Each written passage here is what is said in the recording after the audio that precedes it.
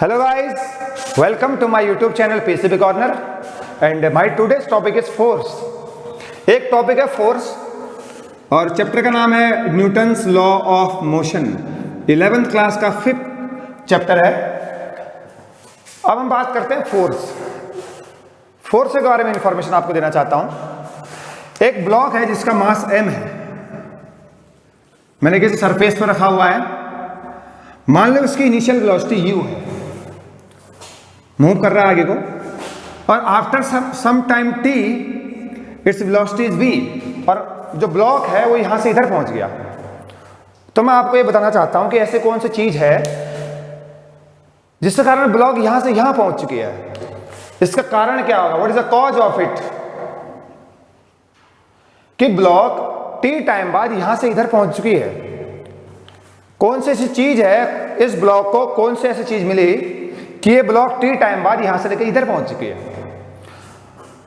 तो एक बंदा होता है जिसका नाम होता है force, which is responsible for it. Force is responsible for the movement of this block. अब फोर्स की डेफिनेशन क्या है, आपने पढ़ी होगी। Force is the phenomena of push and pull. Force क्या है कि हम किसी बॉडी को अगर पुश कर रहे हैं या किसी बॉडी को पुल कर रहे हैं तो उसकी पोजीशन में चेंज हो रहा है, तो मैं कहूंगा वहां पर फोर्स लग रहा है बॉडी में। फोर्स, कोई बॉडी रुकी हुई है, मैं उसे फोर्स लगा के उसको मोशन में ला सकता हूं। अगर कोई बॉडी मोशन में है, अगर कोई बॉडी मोशन में है तो मैं उसको फोर्स लगा के हम उसको रेस्ट में भी लेके आ सकते हैं। This is the power of force. आप बैठे हुए हो, जहां पर भी आप बैठे हुए हैं, ग्रेविटी आपको अपनी तरफ खींच रही है। That is a type of a force, gravitational force. गाड़ी चल रही है, वहां भी फोर्स रिस्पॉन्सिबल है गाड़ी के मोशन के लिए। चलिए अब हम बात करते हैं टाइप्स ऑफ फोर्स की। Number 1 is contact force, number 2 is non contact force. अब आप समझ रहे होंगे, कॉन्टैक्ट का मतलब है किसी बॉडी को टच कर रहा हूं तो फोर्स लग रहा है, तो पुश या पुल कर रहे हैं किसी बॉडी को, उसके बाद बॉडी में जो भी डिस्प्लेसमेंट होगा और डिस्प्लेसमेंट का जो रीजन होगा वो क्या होगा, कॉन्टैक्ट फोर्स। 2 चार्ज पार्टिकल है या 2 मास पार्टिकल है, उनके बीच में अगर कोई फोर्स लग रहा है तो नॉन कॉन्टैक्ट फोर्स है, चाहे वो ग्रेविटेशनल फोर्स हो, चाहे इलेक्ट्रोस्टैटिक फोर्स हो या कूलम्बिक फोर्स हो। अब अगर हम 1 बाय 1 देखें कॉन्टैक्ट फोर्स में, number 1 is reaction force. Reaction force जिसको आप नॉर्मल फोर्स भी बोलते हैं, normal force. Second 1 is spring force.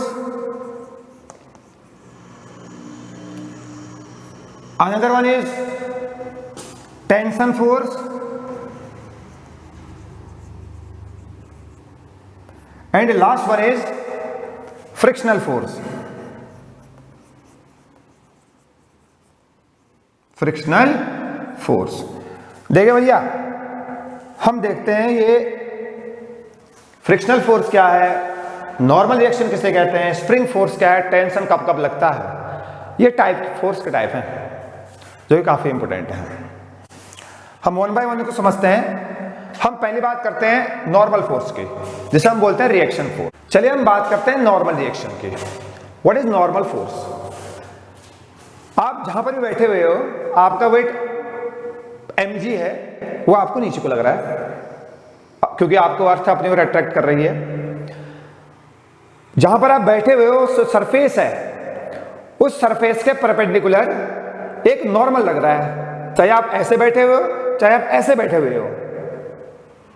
ये सरफेस आपका, इस सरफेस के नॉर्मल, ये सरफेस का नॉर्मल है, ये सरफेस का परपेंडिकुलर है, इसके परपेंडिकुलर एक फोर्स लगता है जिसको हम बोलते हैं रिएक्शन फोर्स या नॉर्मल फोर्स। जैसे मैं किसी वॉल पे मार रहा हूं तो वॉल में जितना फोर्स मारूंगा, वॉल मेरे पे परपेंडिकुलर, जहां मारूंगा उसके परपेंडिकुलर ना, सरफेस के परपेंडिकुलर मेरे को एक रिएक्शन लगेगा जिसको हम बोलते हैं नॉर्मल रिएक्शन, उसको हम बोलते हैं रिएक्शन फोर्स। अगर यहां पर फिगर बनाए हम, ये सरफेस है, ये m मास का पार्टिकल है, वेट लगेगा नीचे को mg, ऊपर को लगता है एक normal, and normal always act perpendicular to the plane या परपेंडिकुलर टू द सरफेस।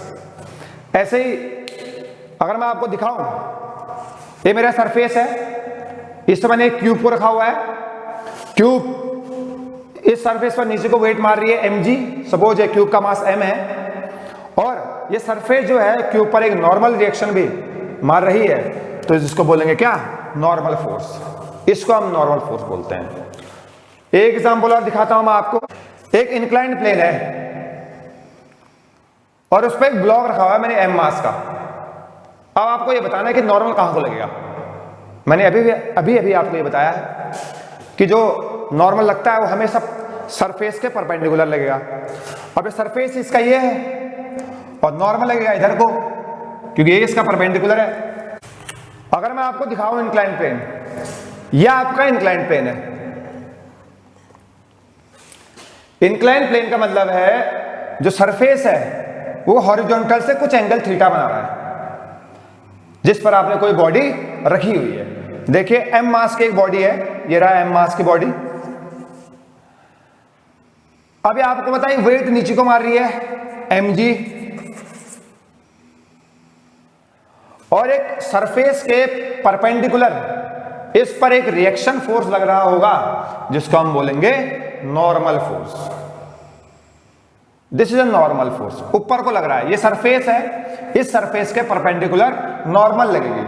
आप कहीं भी जाओ, अगर कोई बॉडी ऐसे करके जा रही है ऊपर को, तो नॉर्मल कहां लगेगा, ये परपेंडिकुलर है, परपेंडिकुलर टू द सरफेस, ये आपका नॉर्मल लगेगा।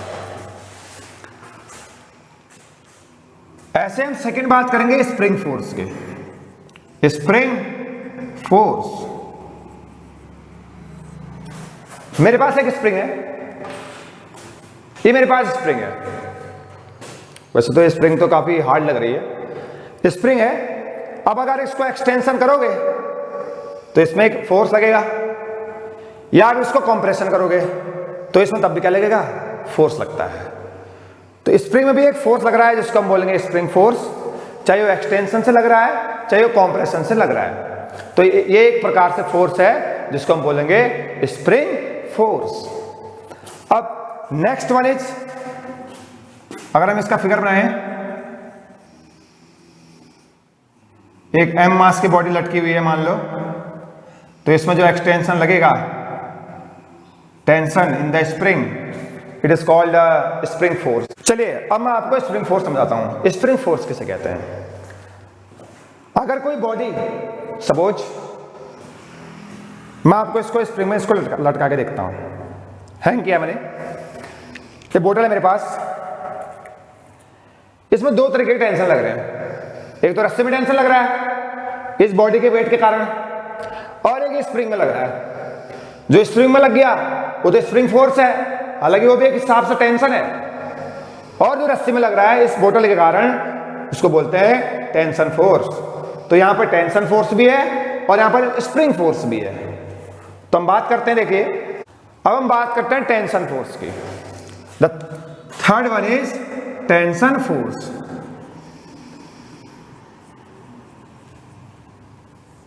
Third one is tension force. Sir अगर कोई बॉडी किसी रस्सी से या स्ट्रिंग से अगर अटैच है, हैंग है, तो रस्सी में कितना टेंशन लगेगा, वही जो टेंशन होता है वो क्या होता है, टेंशन फोर्स। m मास से कोई बॉडी है, सपोज मेरे पास एक बॉटल है जिसको मैंने हैंग किया हुआ है स्ट्रिंग से, तो इस बॉटल के कारण इस रस्सी पर कितना टेंशन लग रहा है। देखिए मैंने टेंशन की डायरेक्शन बताई है, टेंशन की डायरेक्शन अपवर्ड है, डायरेक्शन बताइए मैंने, तो टेंशन की डायरेक्शन ऊपर को है, और ये टेंशन लग रहा है इस बोतल के कारण। तो स्ट्रिंग में जो टेंशन लग गया, tension is a type of a force. String में जो टेंशन लगा उसी को टेंशन को जो बोलेंगे क्या बोलते हैं, टेंशन फोर्स बोलते हैं। टेंशन फोर्स है। अब हम बात करते हैं फ्रिक्शनल फोर्स की। फ्रिक्शनल फोर्स की, फ्रिक्शनल फोर्स की अगर बात करेंगे कि what is friction force, what is friction force, friction force है क्या। Sir friction is that which opposes the relative motion between two body, ऐसा कुछ कहा गया है किताबों में। अगर कोई बॉडी मूव कर रही है आगे को, हमेशा बॉडी के अपोजिट डायरेक्शन में फ्रिक्शन लगेगा, तो हम कहेंगे this is a frictional force, और ये मेरा क्या है, फ्रिक्शनल फोर्स है। चलिए, ये फोर्स के बारे में इंफॉर्मेशन दी मैंने आपको कि force is a responsible for the displacement of the body. कि कोई बॉडी है, उसको फोर्स लग रहा है, कोई मास रुका हुआ है, कोई बॉडी रुकी हुई है, और उसको आपने मोशन में लाना है, तो हो सकता है आपको फोर्स लगाना पड़ेगा। कोई बॉडी मोशन में चल रही है या मोशन में है, कोई बॉडी मोशन में है, आप उसको अगर रोकना चाह रहे हैं तो आपको वहां पर फोर्स लगाने की जरूरत है। कोई, फिर मैंने आपको ये समझाया यहाँ पे कि स्प्रिंग फोर्स क्या होता है। स्प्रिंग के एक्सटेंशन या कॉम्प्रेशन से जो भी फोर्स लग गया है वो स्प्रिंग फोर्स है। कोई स्ट्रिंग है, स्ट्रिंग में जो फोर्स कैसे लगता है, मास के कारण लगेगा फोर्स। जितना हैवी मास होगा आपके स्ट्रिंग पे उतना ही फोर्स लगेगा। फिर मैंने आपको एक इंक्लाइंड प्लेन वाला एग्जांपल बताया था कि इंक्लाइंड प्लेन में कोई एक बॉडी रखी हुई है, नॉर्मल रिएक्शन हम कैसे देखते हैं। फिर मैंने लास्ट में आपको बताया फ्रिक्शनल फोर्स, कि आप जहां को चल रहे हैं उसके अपोजिट डायरेक्शन में हमेशा एक फोर्स लगता है, उसको बोलते हैं फ्रिक्शनल फोर्स, जो कि रिलेटिव मोशन का हमेशा क्या करती है, अपोज करती है, उसको क्या कहेंगे, फ्रिक्शनल फोर्स कहेंगे। तो आज का लेक्चर में इतना ही, तो हम अगले लेक्चर में जल्दी मिलते हैं। तो मैं अगला टॉपिक लेके आऊँगा इनर्शिया, और मैं एक सीरीज चला रहा हूँ और फिजिक्स की सीरीज चलेगी, उसमें न्यूटन्स लॉ ऑफ मोशन से मैं स्टार्ट करूँगा। Hope you all will enjoy. Have a nice day. Thank you so much.